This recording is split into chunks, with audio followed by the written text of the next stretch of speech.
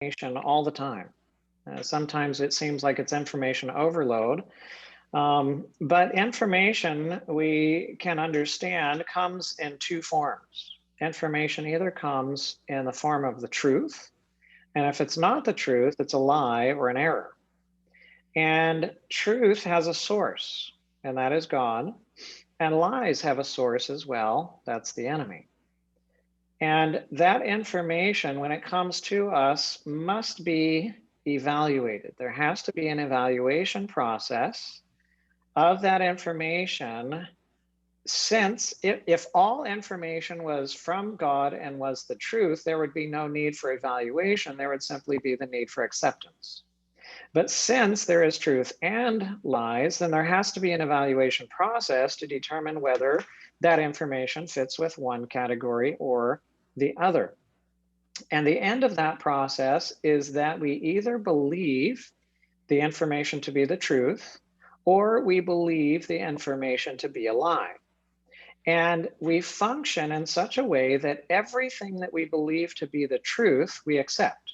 God has created us to accept the truth, and everything we believe to be a lie, we reject. So God has created us to accept the truth and reject lies. Now, that evaluation process can be very good or it can be very bad. What is it that determines whether it's very good or very bad? The thing that determines whether it is very good or very bad is the standard you use to evaluate the information by in order to determine whether it is truth or a lie. So that standard is very important. It's highly important. And if the standard, well, let's look at it here. If you have a bad standard, what's going to happen? Well, if you have a bad standard, you're going to take the truth and you're going to believe that it's a lie and you will reject it. Mm. And you will take lies and believe them to be the truth and you will accept them. So if you've got it backwards, right? If you've got it backwards, you have a bad standard, then you're going to reject truth and you're going to accept lies. So everything will be wrong. Now, you might not have a bad standard, you might have a mixed standard. So a mixed standard would make it mixed up so that you will accept some truth as truth, you will reject some truth as lies, you will reject some lies as lies, but you will accept some lies as truth. So you'll end up believing a mixture of truth and lies and rejecting a mixture of truth and lies. And so you'll end up partially wrong. And finally, if you have a good standard, and only if you have a good standard, will you accept the truth as truth and reject the lies as lies, and you will be correct. So the only way that you can be correct is to have a good or correct standard. Right? And so this is very important. Now, how good is our standard? Well, here's a question. Here's a pencil. And the question is, how long is this pencil? So let's say that we had a game, we had an activity, and you are to guess the length of that pencil. And if you are off by more than 0.1 inch or zero 0.2 centimeters, if you're off by more than 2 millimeters, right, then you die. Right? How accurate, how trustworthy do you think your estimate is? Right? Would you be willing to enter that kind of game, that kind of evaluation process where you would be, you would die if you were off by that little amount from the real thing? Well, no, most of us would not be willing to enter into something like that because we don't trust our estimate that much. Now, what if we had everybody estimate? There's, if we had everybody that was here estimating, and then we added all those estimates up, we divided it by the number of people that were here, and then we got the average. And if the average is more than 2 millimeters off or 0.1 inch or whatever, if it's greater than that, then everybody dies. You think that's a good deal? Well, probably not. You wouldn't rely upon that, would you? No, it wouldn't work so well. So if you wanted to be sure that your estimate was correct, what would you need? Well, what you need is a measure. You need something to measure it by. So here's a measure. I've got a ruler, and this is a ruler that I've made. And so I've got little marks on here, and I've got numbers and so on. So I can measure this pencil with my ruler, and I can tell you that it's all 13 1/4 marks. Are you happy with that evaluation? Well, you might not be happy with that evaluation because how do we know that my measure is correct? Right? Now, if you try to build a house, if you try to build a house and you estimate the length of every board that you're supposed to cut, this board is supposed to be 8 feet 5 inches, and you look at it and you say, "Man, I think that's about right here." And this board is supposed to be 12 feet 6 inches. And you look at it and you think, well, I think it should be about right here. Zoom. And every piece of board that you get, you cut it at the length, you estimate the length according to the blueprints. Well, how well is that house going to fit together? Well, it's not going to fit together at all. I mean, that thing's going to fall apart. You're going to have some really long screws in order to try to hold things together. Well, let's say that instead of doing that, you make your own ruler, you make your own measuring tape. And so everything you accurately measure, you lay it all out, you measure it all out, and you cut it right accurately according to your own ruler. Is that house going to fit together? Well, it might, right? It might fit together, but it's probably not going to be the right size. You might enter into that house and you might walk into the door and go, bam, oh, and you have to walk around like this because it's too small and everything's too small and it's difficult to get around doors and everything. Or it could be that you walk in there and you grab the handle way up here and you open the door and you're walking in and you want to, everything's way up here because it's just way too big. How are you going to get a properly sized house from the blueprints? And how trustworthy is your own ruler, your own measure? Well, it's not. What you need is you need to have an unchangeable universal standard that is not dependent upon you. It's outside of yourself that you can then compare your estimate and your evaluation against to determine whether your estimate is correct or not. And depending upon the measure, you can then change your evaluation of the estimate based upon the measure. So you take the universal standard as your standard rather than your own, or rather than not having a standard at all. Then you can be confident of your accuracy. So what if I told you that this pencil was 32 feet long, over 10 meters? Would you believe me?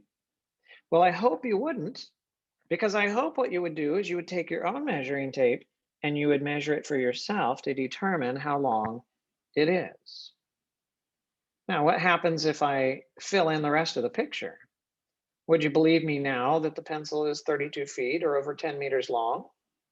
Well, still, I hope that you wouldn't believe me, right? Measure it yourself. This does happen to be a pencil monument in front of a pencil factory in Casey, Illinois. And it is approximately 32 feet long. But don't take my word for it. Go measure it yourself. Now, we aren't taught about how we think or why we think the way that we think. And so we're going to go through and put a puzzle together so that we can learn how we think and why we think the way that we do. And in this particular puzzle, this whole area here is where you're going to be putting your puzzle together, minus a little bit on the right side. And each puzzle piece is coming up right here in the top left corner of your screen. And the puzzle pieces are rectangular. There's no projections or anything like that. And there's no guarantee that they're in the right orientation or that they even belong to the puzzle that you're putting together. So here's your first puzzle piece. Where does it go? You don't know. Why don't you know? Oh, because you don't have any context. You don't know what kind of puzzle you're putting together. All right, so let's just slide this over a little bit and leave it there because we don't know what we're doing with it. Here's our next piece. This is the second puzzle piece. Where's that going to go? You still don't know? Why? Oh, because you don't have enough context to know what you're dealing with. And so Okay, well, let's just put this down at the bottom and see what happens there, you know? All right. Bonnie said you're only seeing a blank screen. Is anybody else seeing a blank screen?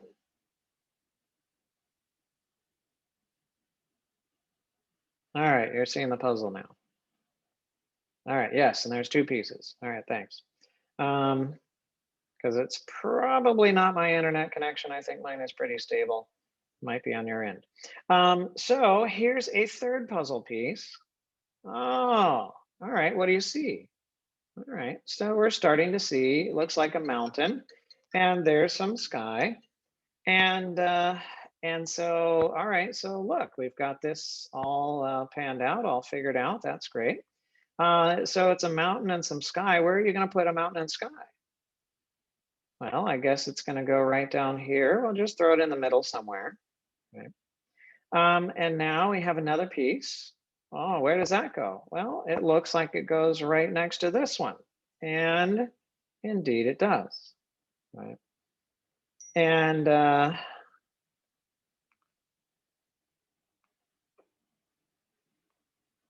right, that's right. All right, so you're seeing the right things.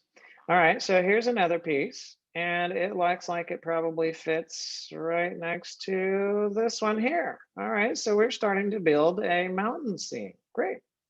And here's another piece as well, and it looks like it fits right into here.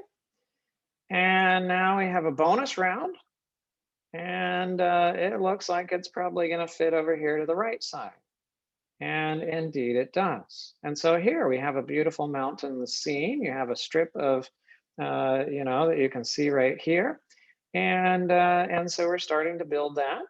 All right, here we have another piece. Looks like it's probably sky. So let's just leave it somewhere over here in the sky. Now we have another bonus round. And that looks like this is going to fit right down here. And indeed it does. And so look at that. And by the way, this isn't filled in on this side, that's empty space. All right, now we have another piece. What is that? Well, it looks like you've got a tree line that's upside down. So what do you want to do with it? You want to leave it like it is? You want to flip it right side up? Does it belong to this puzzle or not? I can tell you we're at the end of the puzzle on this side, so we're pretty much to the end of our skyline. What do we do? Well, I guess let's just stick it over on this side and figure out something with it later. We're not sure what to do with it. Here we have another piece. Looks like it's got some treetops to it. Probably fits over on this side with the treetops over here, and it does. And here we have another piece that has some treetop on this side, and looks like it fits right there, and that's great. But now we're running into a problem. You notice the sky is getting darker, and these pieces are way too light. So obviously they're not going to fit up here anywhere. So do they even belong to this puzzle or do they belong to another puzzle? Well, we don't know. So here we have another piece that comes. It's a good piece. It's looks like you've got tree line and so on. And it's probably going to go down here below these little treetops. And indeed, there it does. And so we're starting to fill in. Isn't that more beautiful? You've got this nice mountain scene. You've got the trees and everything down here. Great. All right. Now we have, well, this is a puzzling piece. All right. You've got upside down mountain. You've got upside down trees. What are we going to do with this one? You want to leave it like it is? You want to turn it upside down? You want to discard it? Maybe it belongs to a different puzzle? But if you start examining it and looking at it and you look at its pattern, you realize that, well, this upside down tree, it kind of looks like this tree. And those little trees right there kind of look like they're these trees right here, huh? And that dome kind of looks like that dome. Maybe we should put it right under here. And indeed, look at that. Oh, look at that. What are we dealing with? We're dealing with a reflection. This piece is what we call a paradigm shift. Now, every piece of information, every puzzle piece that comes in represents a piece of information. Initially, we had very little information to work with, and so we really didn't have context to know what we were building. Once we got that first mountain piece, that began to give us a bit of context, and then we could start putting the rest of the pieces in as it fit with what we already have. But now we had this piece, this upside down piece, and it really didn't fit with our puzzle. At least it didn't seem like it fit with our puzzle. And if we reject it, well, we think that we're still dealing with the same scene, but if we accept it and figure out where the piece goes, then it changes our whole perception of what we're dealing with. We're not just dealing with a mountain scene, we're dealing with a mountain scene with a reflection. That is a paradigm shift, right? And it opens us up to new possibilities. Before, we had no clue where this black piece went, but we got the idea it's probably going to go somewhere over here because this is the dark area of the trees. These guys, now it looks like they're probably going to fit down here because they match the color of this sky much better. So it starts to make things make sense where they didn't make sense before. Now here's our next piece. And again, we've got tree line upside down, mountain upside down. Looks like it's probably going to fit right in here. And indeed, there it does. Great. And now, oh, we've got some place for these guys that we didn't know what to do with. This looks like it's going to fit right up here in this dark space. And indeed it does. And this looks like it's going to fill out the tree line down here. So things that we had no clue how they were going to work or how they were going to fit together, now they fit together because we have a greater context. Here you have a piece, looks like it's got a little tip of a tree in it. Probably it's going to come over on this end where you have the tip of the tree. And there it goes. Now you've got a blank space where one of these guys can go. So we can put that right in there. Oh, excellent. Now we're just going to do things really quick because we don't want to take too much time with this illustration. And this, of course, is going to fit under the major peak over here. And that's going to leave a space for this guy to fill in. Right? And now we have we're going to fill out the lake line here. And now we have a piece that looks like it's probably going to fit and slide over here. And now we have a piece that looks like it's going to fill out the rest of the skyline down below. And finally, we have a piece down here that's going to fill in the skyline up here. And there you go. We've got a beautiful picture, right? A complete picture. Isn't it beautiful when it's complete? But do you notice something about it? It's upside down. It's upside down. And it actually, this way is right side up. So how is it that we put everything together upside down? Didn't you think you were right side up when you were upside down? Well, let's go back and look at it. Let's put it back the way that it was. This is how we were putting it together. Well, a few things can give you a clue. If you had a big enough monitor and you were looking at it closely enough, you would see that there are some ripples in the tree lines over here, but there's no ripples down here. That would give you the idea this is the water on this side and this is the sky, the actual sky on this side.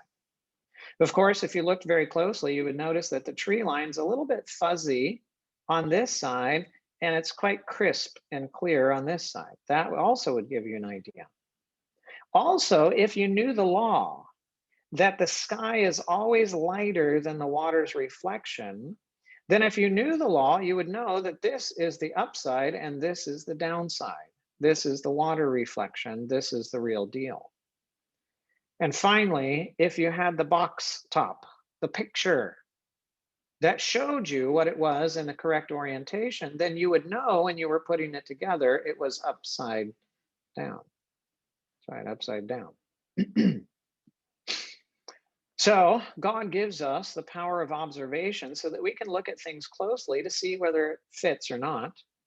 God has given us the law so that we can evaluate things by that law, the standard, to determine whether things are correct or not, whether our assessment or evaluation is correct. And beyond that, God sent Jesus to be the picture of what the law really is like in living color, living flesh. Beautiful, isn't it? So this teaches us how we think.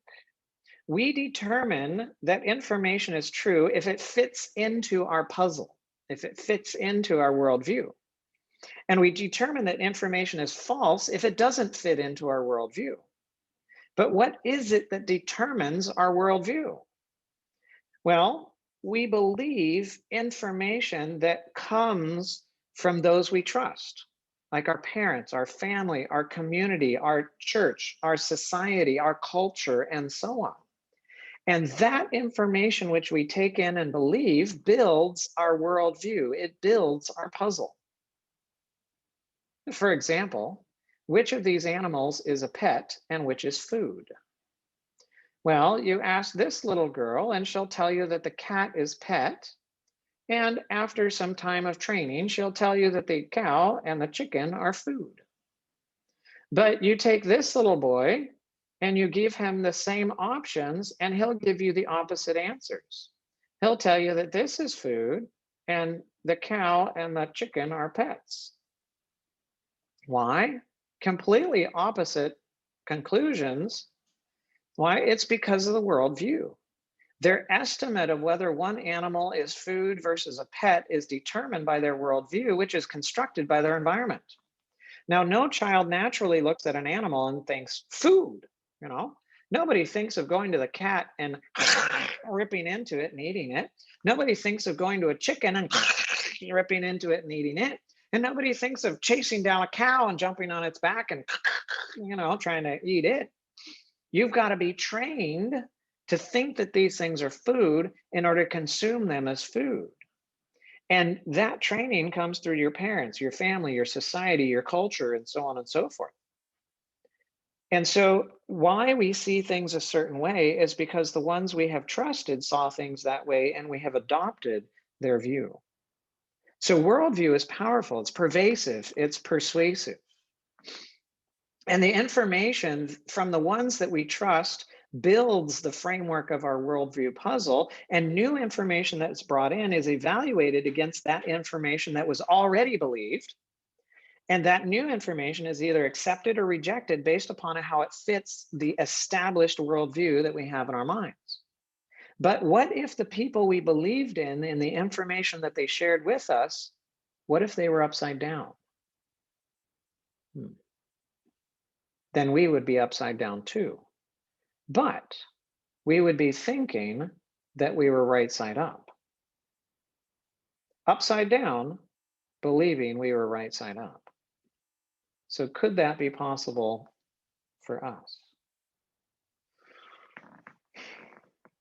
So we cannot trust ourselves or our evaluation of information to determine if it's true or false, because we're not the standard by which truth is determined. But there has to be a standard that is outside of us, a standard that is accurate, a standard that cannot change. So the question is, what is that standard? And I propose to you the standard is found in the Word of God. And in Isaiah 8:20, it tells us, to the law and to the testimony, if they do not speak according to this word, it is because there is no light in them. Now, the law and the testimony are the same thing. It's the law of God.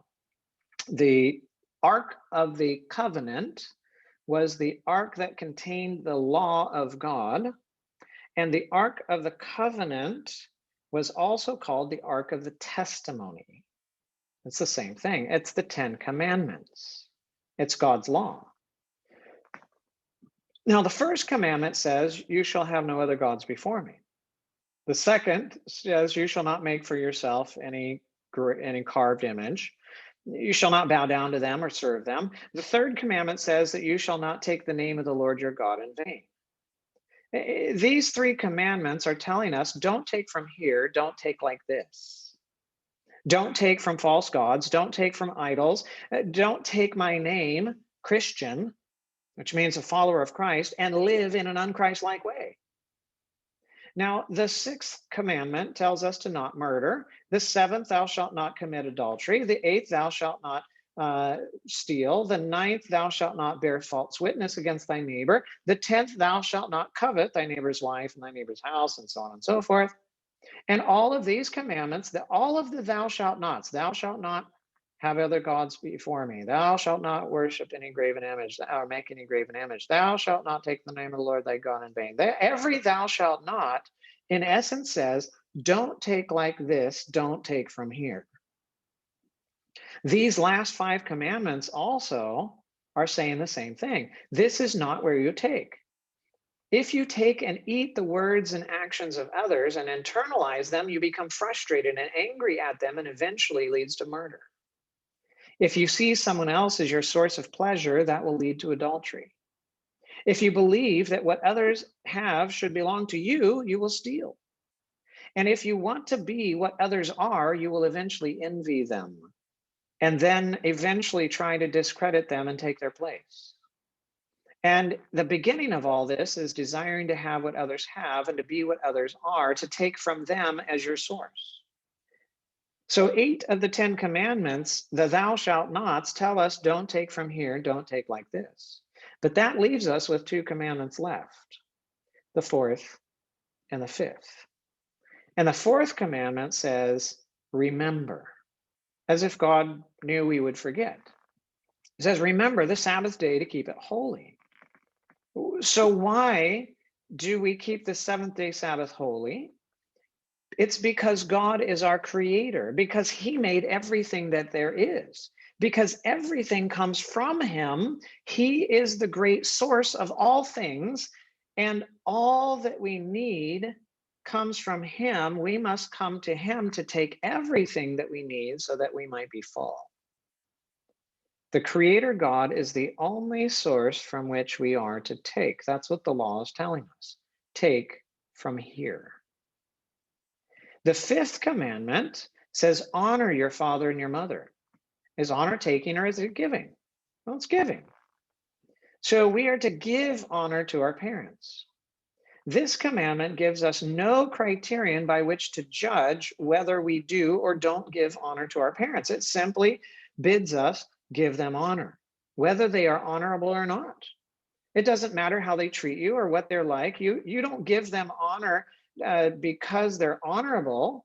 You give them honor because you came and took from God, and God has honor.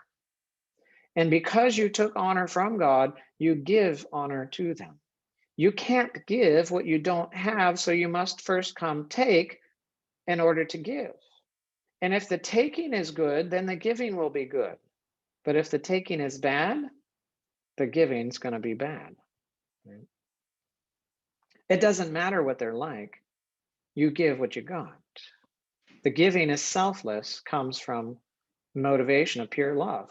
Now, the one you take from, you are dependent upon. For example, let's imagine that you're going looking for country property and you find this nice place. It's got the mountains, it's got a nice river that's flowing through it and so on. And there's a property upstream, there's a property in the middle, and there's another property downstream. And the one in the middle is for sale and it's just the right price. And so you buy that property that's in the middle. You've got an upstream neighbor and a downstream neighbor. And one day your downstream neighbor decides that they're going to start a factory. And this factory, they suck this water from the stream into their factory and they spit out some dark black mucky stuff down here and it goes downstream down into the valley somewhere else. Does their decision affect you directly?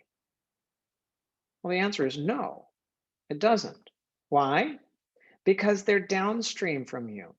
You still have access to all of your pure water. You can use it to drink, you can use it to shower, you can use it to water your crops, you can use it for your hydroelectric plant, everything. You've got everything you need. You took all that you needed from the water that came through your property, and then you passed all the rest of it along to the neighbor. Now they can do anything that they want to with it. Because they're downstream from you, they don't control you, you're not dependent upon them. But what happens if the neighbor upstream decides that they're going to start a similar factory and they suck all this water from the stream into your property and this gets spit out? Does that directly affect you? Yes, it does. Why? Because they're upstream from you. You need the water that comes through their farm to your farm. They control your source, and so you are dependent upon them. What they do directly affects you. If they are the one you take from, if they are upstream from you, if they are your source, you are dependent upon them. But if they're the one you give to, if they're downstream from you, if they're not your source, you are independent of them. What they do doesn't affect or control you. So the law shows us that we are to take from God and God only. And doing so means that we are to be completely and solely dependent upon Him. And when we give away to others what we took from God, the giving is selfless, for we simply pass on the selfless love that we took from God. If the stream coming into our property is pure, then the stream going out of our property will probably be pure. If the stream coming into our property is polluted, then the stream going out of our property will be polluted. When we take from God, He is a pure stream of love. And so we will give a pure stream of love to others. What would happen if we tried to take the stream and tried to keep all the water that came into that stream that came to us? It would flood our property and it would destroy everything. To function properly, we only take the little that we need and then we pass all of the remainder along to others. The law of God shows us that we are to take everything we need from God and be completely dependent upon Him, and then we are to give away to others that which we took from Him. And because He is selfless and is love, we give selfless love away to others. And our joy and our purpose is found in taking to give. The law defines what love is really like and how it operates. It reveals the character of God, which is love. And life's purpose comes in taking to give. And this law of God does not only guide all things that are spiritual, but it guides all things that are physical. Remember that fundamental law of all nature that we looked at yesterday? That says that nothing exists from itself and nothing exists for itself. So everything is dependent upon resources and material outside of itself, and then it passes those along to others to support them. That law that says take to give, guess what? That fundamental law of all nature is the law of God. It's the Ten Commandments. And it is the foundation of every physical law, including the laws of thermodynamics, the law of cause and effect, and every other physical law that's out there. And this fundamental law is the law of life. It's the law of God taking to give. And it has spiritual implications as well. That is that all created things are channels, channels that take life and power and resources from God, who is the source of all, and then pass those resources on to others in order to give and support their function in their life. And this law of life, of taking to give, represents unselfish love. Unselfish love. It's beautiful. Now, let's take a common passage of Scripture, even the words of Christ, and let's filter them through the standard, which is the law of God, the law of life. So this passage in Matthew 22, 37 to 39, Jesus says, you shall love the Lord your God with all your heart and with all your soul and with all your mind. This is the first and great commandment. And the second is like it, you shall love your neighbor as yourself. Yeah, we've heard this, this is familiar to many people, right? And so how have we understood this passage? I'll tell you how I have understood this passage through most of my life. I need to give the Lord with all my heart. I need to give to Him with all my soul. I need to give to Him with all my might. This is the first and great commandment. And the second is like it. I should give to my neighbor as myself. Is that how you've read it? Right? We're to give everything to God and we're to give everything to our neighbor. Is that what Jesus is saying? No, it's not. It's not what He's saying. That is not according to the law. What does the law say? The law says that I must first take, right? You get a hose and you get both ends of the hose and you try to water a tree with this end of the hose and you try to water another tree with the other end of the hose. Can you water any tree that way? No, because the hose doesn't produce water. It's only a channel through which water can pass. And so if you take both ends of the hose and you try to water two places with it at the same time, you'll never water anything. So if you try to water God and you try to water your neighbor at the same time, guess what? It's just going to fail. It's just going to fail. It'll never work. So if you try to love the Lord by giving to him and love your neighbors by giving to them, it will never work. It'll never work. What does this mean? This means that I must come and take from the Lord everything I need with my heart, everything I need with my soul, everything I need with my mind. I need to come to God and take everything I need from him.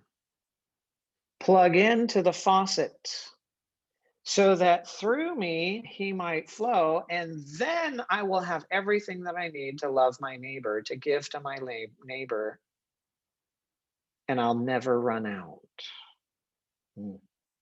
Beautiful, isn't it? Beautiful. So as we evaluate information, whether it's natural or spiritual, we must interpret it not by our own standard, but by the law of God, the law of life, unselfish love. And if we consistently use the law as our standard, then we will accept the truth, we'll reject the lies, and we will all come to complementary conclusions, because there will be no contradictions, because there is no contradiction in the truth. The truth does not contradict itself. So what are evidences that we've got things wrong, that we're messed up, that we're upside down, that we're backwards, right? What are evidences of that? One of the evidences is that we take things personally. We take things personally. So imagine your cat's playing on the table, knocks over the cup, and now there's water all over the table. How come it's water that's all over the table? Well, you walk by and knock into the table, cup spills over, now there's tea all over the table. How come it's tea that's all over the table? Earthquake comes and rumble, rumble, rumble, shake, shake, shake, and the cup spills over. Now there's milk all over the table. How come it's milk that's all over the table? A friend's in the home and the friend bumps into the table and knocks it over. The cup spills over. Knocks it and the cup spills over. Now there's grape juice all over the table. How come it's grape juice that's all over the table? Well, it's not water because the cat knocked it over. It's not tea because you knocked it over. It's not milk because the earthquake knocked it over. And it's not grape juice because the friend knocked it over. What is there is what was in the cup. You see, if the cup was empty, nothing could come out of it, regardless of what knocked it over. What comes out because that's what was in there. It doesn't matter what knocked it over. The only thing that can come out is what was in there. And the same is true of people. The same is true of people. If someone says something to you that's hurtful, it has nothing to do with you. It has everything to do with them. Why? Because it couldn't come out of them if it weren't in them. Can't come out of them if it weren't in them. So what others say, what others do, how they say it and how they do it is not about you, even if they aim it directly at you, even if they use your name with it, even if they try to make it as personal as possible, it's still not about you. Why? Because it's about them. It couldn't come out of them if it weren't in them. And Jesus was trying to teach us this lesson in Luke 6:45. He says, "For out of the abundance of the heart, the mouth speaks." Solomon spoke of a similar thing in Proverbs 4:23 when he said, "Keep your heart with all diligence, for out of it spring the issues of life." What the Bible is telling us is that what someone else says or does, it's not about us, it's about them. Because it couldn't come out of them if it weren't in them. You don't have to take it personal. You've heard the phrase, sticks and stones may break my bones, but words will never hurt me. You might also have heard the phrase, sticks and stones may break my bones, but words will crush my soul. The question is, which of those is true? And the answer is the one you believe. The one you believe. Now, nobody else's words can harm you. Nobody else's words can harm you. It's only your words that can harm you. What do I mean? Well, you can drink poison, won't harm me. It'll harm you. Somebody else can breathe out of a car exhaust. It'll harm them, won't hurt me. Somebody else can eat poison. It'll kill them, won't kill me. Somebody else can speak poison. It'll harm them, but it won't harm me unless I take it in and I make it my own. Nobody else's words can harm me until I make them my words. And then when they become my words, then they harm me. And how do I make them my words? I believe it. When they speak it and they say, you're uglier than a pug on a bad day. If I believe that, then guess what? It hurts me. Not their words, but it becomes my words. And so when I think I'm uglier than a pug and I'm having a bad day, that harms me. Now, if they say you're uglier than a pug on a bad day, and I go, you don't know what you're talking about, and I don't believe it, guess what? Doesn't hurt me. Can't hurt me. Somebody else's words can never hurt me until I believe them and I make them my words. And then when they become my words, then they can hurt me. So the same that is true for others is true for us as well. That is, it doesn't matter what someone else says or does. It doesn't matter what circumstances are. It doesn't matter how tired you are, how stressed you are, how much pressure you're under. It doesn't matter the circumstances, situations, or anything like that. What comes out of you comes out of you because that's what's in you. That's what's in you. It couldn't come out of you otherwise. So when you're in a situation and comes flowing out, why is it that came flowing out? It's because was in there. It was in there. It couldn't come out otherwise. So don't blame your circumstances, but don't blame your situations. Don't blame others for what comes out of you, because it couldn't come out of you if it weren't in you. Right?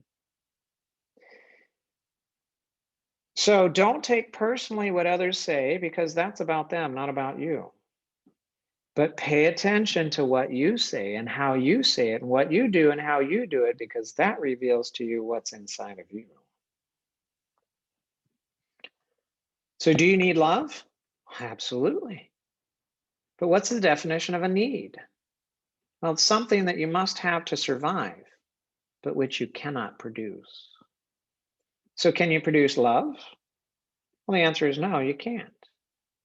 Is that just our problem, or is that everybody's problem? Well, it's everyone's problem. Now, let me ask you, do you need a love that is full or incomplete? Do you need a love that is eternal or temporary? Do you need a love that is unselfish or selfish? Do you need a love that is personal or impersonal? Well, of course, you need a love that is full, that is eternal, that is unselfish, that's personal. So what if you believe that you could find that kind of love here in somebody else? That somebody else can satisfy your need for love that is full, eternal, unselfish, and personal. What will happen? At the least, you will be disappointed. At the least. Imagine that you have a neighbor that comes over all the time asking to borrow something from you, and today comes over and it's, you know, it's the desperate knock. You can't ignore this one. And so you go and you answer the door, and there he is, and he is desperate. He's recently found out that his daughter has come down with a terminal condition, and it's universally fatal. At least it has been so far. He's seen the doctors and the specialists, and they say, well, you can just, you know, take her home and put her on hospice care and wait for her to die. He's not been content with this, and so he's been doing a lot of searching, and he found that there is some center off in Russia that has learned how to treat this condition, and they have a 50% success rate.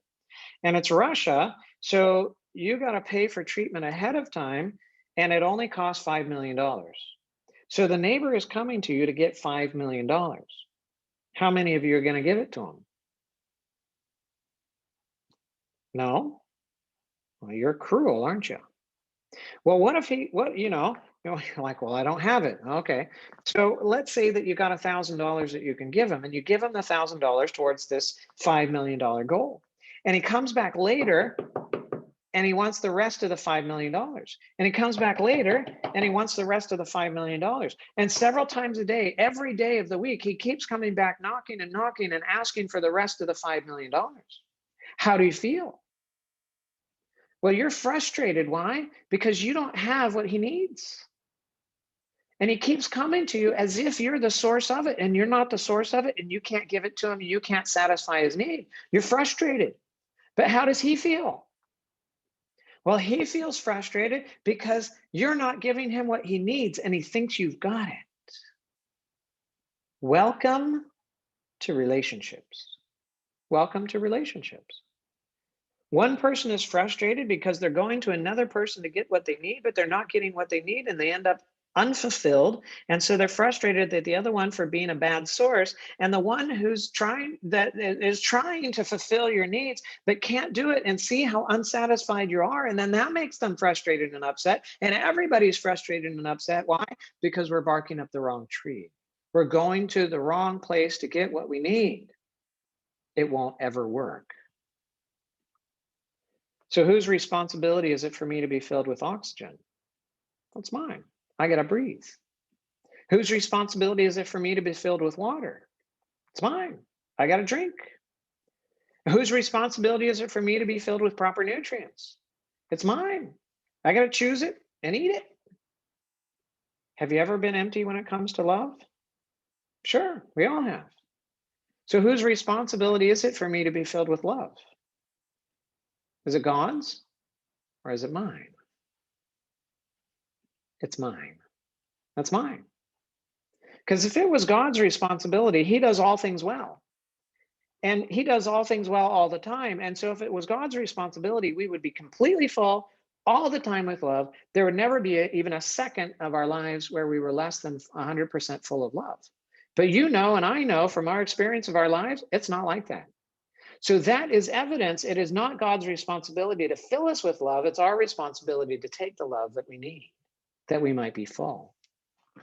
Imagine you've been fasting and for several days, and it's time to break your fast. And there's this restaurant in town, and it's beautiful. It's a buffet. You can go in there, all sorts of choices. It's all plant-based. It's all healthy for you. You've got all sorts of salads and dressings and toppings and hors d'oeuvres and entrees and desserts and everything like that. And so you go pay at the door, and you come in and you get your tray and plate and bowl and spoon and fork and knife and napkins, and you go through line. And of course, you're not going to eat every of the hundreds of options that they have. And so you look and, you know, you're going to, oh, I think I'm going to choose that. Oh yeah, I want to get that. Oh no, I'm not going to get that. I'm going to get that. And so on. And, you know, you smell the sights and you listen, you know, you look at everything. Oh, it's so wonderful. And then you do something curious. You leave all of your stuff there and you go walk outside and you're still hungry. Whose responsibility is it that you're still hungry? The restaurant's or yours? Well, it's yours, of course. Because it's not the restaurant's responsibility to feed you. It's the restaurant's responsibility to make sure the food is available. It's your responsibility to take the food and to eat it. The same is true when it comes to love. You see, God has a buffet of love, and that buffet of love includes things like grace and security and belonging and truth and mercy and freedom and acceptance and justice. It has other things like self-sacrifice and self-denial and delayed gratification and other things of that nature. And that buffet of love, God has made available 24 hours a day, 7 days a week. He said, I will never leave you nor forsake you. That thing is open all the time. And he said, I have loved you with an everlasting love. Therefore, with loving kindness, I have drawn you. That buffet does not shut down and it doesn't run out. You won't get there and somebody just cleaned out your favorite dish before you. No, it's always fully stocked. And beyond that, we're told that everyone who thirsts, come to the waters, and everyone and you who have no money, come buy and eat. Yes, come buy wine and milk without money and without price. So this buffet restaurant is free. It's free. You can come at any time. It is always full. It is always free. If you ever walk away from this buffet empty, it's not God's fault. It's yours. Because it's not his responsibility to feed you, it's his responsibility to make the love available. It's your own responsibility to take it in that you might be full. But God's buffet is not the only buffet. There are a whole bunch of other buffets out there, and they're buffets of selfishness. And they have some, some enticing dishes that are there. Power, pleasure, popularity, possessions, position. But it comes with other stuff: fear, control, manipulation, injustice, lies, betrayal, right?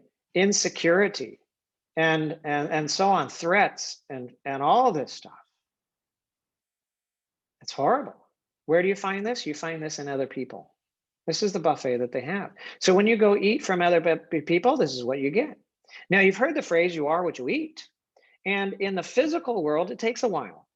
You eat an apple, you got to chew and you do all that stuff. You swallow, gets down in the stomach, it churn, mix, and then it gets into the intestines. Then you got digestive enzymes that mix with it. And then it's broken down and finally gets into the bloodstream, and then it flows around and goes to the different cells, and the cells pick out different components of it and so on. And so it eventually becomes a part of you. But it takes a matter of minutes to hours for that process to happen. On a spiritual standpoint, on a love standpoint, it happens like that. It's just like that. You ever been in a situation where you were happy and things were going well and you went home, and at home somebody was like, what are you doing? How long does it take before you're like, just like that? Why? You were feeling great. You were doing good, fine. And you came in and they're grumpy, snappy. And all of a sudden you're grumpy, snappy. Why? Because you're eating off of their buffet. And when you eat what they got, it becomes a part of you. And now you can give it away and you start dishing it out. Rapidly, that happens. Right? You are what you eat. But God has made it available that we don't have to eat from this buffet of others, the buffet of selfishness. He has made the buffet of love available all the time, 24 hours a day, 7 days a week. And just because you're around somebody that's grumpy and nasty and all that kind of stuff doesn't mean that you have to take from their buffet, because God's buffet of love is available. And what determines your outcome is not what they're like. What determines your outcome is which buffet you choose to eat from. If you eat from God's buffet, then you get the good outcomes. If you eat of others' buffets, oh, it's going to be bad. That's going to be bad. Right? Now, before you start beating yourself up, remember, human nature naturally takes from the buffet of selfishness. We naturally feed there. And many people do not realize that there is a buffet of God's love that's available to them all the time. So we, by default, have taken from others' buffets. But now that we know, then we have a choice. We can begin to take from the right buffet. And what is it that allows you to take from one buffet or the other, right? That's the question. How do we practically do that? And the answer is, you take by belief. You take by faith. Why is it that you take the lies from others? Because you believe the lies. The moment you believe the lies, you take them in and they become a part of you. When is it that you take the truth? It's when you believe the truth. And then it becomes a part of you. If you believe the grace, if you believe the justice and the acceptance and the freedom and so on and so forth, if faith takes hold of that, it is yours. It is by faith that you take. It is by belief that you take, whether from the one buffet or from the other. Now, how did Jesus live his life? Whose buffet did he eat from? He never ate from the buffet of others. He always ate from his Father's buffet. And because he never ate from the buffet of others, he didn't take personally what they said and what they did. If somebody was grumpy and angry, Jesus didn't become grumpy and angry because he was around them. If somebody was manipulative, Jesus was never manipulated by them, because you can never be manipulated by somebody if you don't eat from their buffet. You can only be manipulated by someone if you believe what they're dishing out, if you eat from their buffet. And Jesus never ate from the buffet of others. We're told in John 2:24 and 25, but Jesus would not entrust himself to them, for he knew all people. He did not need any testimony about or from mankind, for he knew what was in each person. He didn't eat from the buffet of others. He only ate from his Father's buffet, and his Father said, "This is my Son whom I love. With him I am well pleased." So regardless of what others thought about him and what they said about him, even when they tried to put him down by calling him a sinner and a Samaritan and the devil himself, Jesus never took it. He never ate those words. He believed what his Father said, that he was the Father's son, that he was loved by the Father, that his Father was well pleased with him. So he always had the confidence of his Father's love, no matter what was going on around him. And that is the kind of freedom God wants to give you. His law, the law of life, shows us that God wants us to take from him as our only source, to eat from his buffet alone, and then to give that same love away to others. And by doing so, we become free from manipulation. We become free from personal hurts. We become free from control and all of the other problems that we face.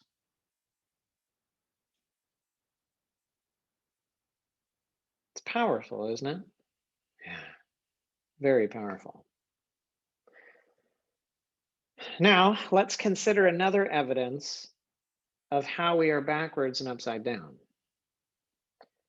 Think about the individual in your life and that you love the most. And imagine that there's some kind of special occasion coming up, anniversary, birthday, Christmas, something of that nature. And you want to get just the perfect present for them. So you think about them and their personality, what they like, what they don't like, and so on. And you go shopping. You shop online, you go shop in the stores, and and so you go looking through all of this, and you eventually find the present. Oh, it's the perfect. Oh, it's perfect. They're gonna love this. It's just perfect for them. But it's too expensive. You can't buy it. So you save for a few months, and you eventually have enough money. You buy the present, and you bring it you home. You wrap it nicely. You make a letter for it, and all that kind of stuff. And you wait. The day is coming. Right? The day is coming, and that day comes, and you knock on the door, and they open the door, and you hand them the present, and they take the present, and they throw it on the ground. They stomp on it, and they slam the door. How do you feel? Shocked? Angry? Surprised? Rejected? Crushed? Why do you feel that way? Why? Let's look at another scenario. This time you've been working for UPS for a number of years. You like your job. You like what you do. One day you stop at a particular route. You grab the package for that home. You go up to the home. You knock on the door. The resident in the home comes out, you have them sign for the package, they sign for the package, they take the package, they throw it on the ground, they stomp on it, and they slam the door. How do you feel? Surprised, shocked, curious, cautious, right? But do you feel crushed? Do you feel rejected? Do you feel angry, frustrated? Do you feel? No, you don't feel the same way as you did in the first scenario. Why is it that we feel all of these bad ways in the first scenario and it's not really so bad in the second scenario? Well, it's because in the first scenario, it's mine. That was my present. It was purchased with my money. That was my love, and that was my loved one. But in the second scenario, it's not mine. It's not my present. I'm just delivering it. It's not my money. I didn't buy it. In fact, I'm still making money while you're stomping on the package. It wasn't my love, and that's not my loved one, right?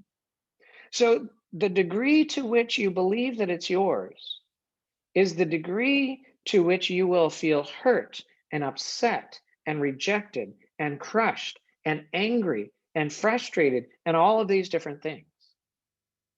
But the degree to which you believe that it's not yours, you're only the delivery person of somebody else's goods. You're only the steward. You're not the owner. The degree to which you believe that you're a steward, that it's not yours, is the degree to which none of that will be true. You won't take it personally because it's not about you.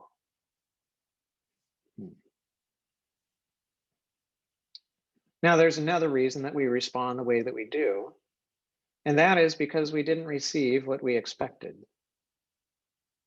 You see, when you give the gift, there's an expectation of some return for the gift. You may have expected a thank you, a hug, a kiss, some kind of a positive response, but because you didn't receive what you expected, you're upset, angry, crushed, and so on. You see, human love gives to receive. It gives to receive, and it's an investment. An investment is putting something of value in something so that you can get something of greater value out of it. And we do that with people. We put something of value in. We might put in flowers, but we're looking for acceptance. We might put in time, but we're looking for belonging. We might put in what?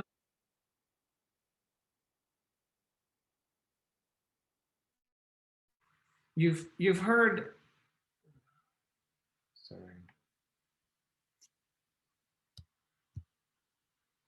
Let me.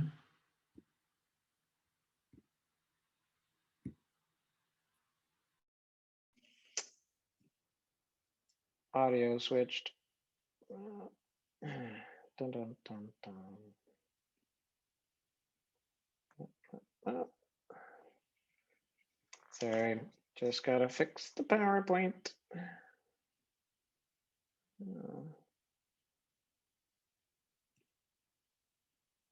And share again. Sorry about that. I've got two devices hooked together.